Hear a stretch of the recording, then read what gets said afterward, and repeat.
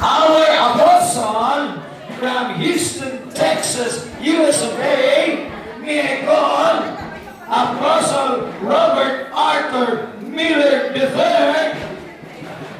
Again, thank you for your time, interest, and warm presence. Your visit has truly, again, ang tanan mo yun, truly been a blessing and honor to us. Sama rin ako. Okay, just remain. Okay, now, certificate, another certificate.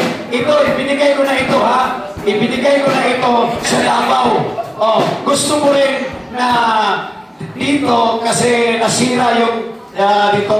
Ngayon, pinaayos na. Okay, sa amin. Kita inyong naong. Pastor, pagkiyata, Pastor. Apil diapon ko. Mr. and Mrs. Marik. Ma'am. Ay, sa kanila lang si Ma'am. Ma'am Kim. Ganun sila ubat niya.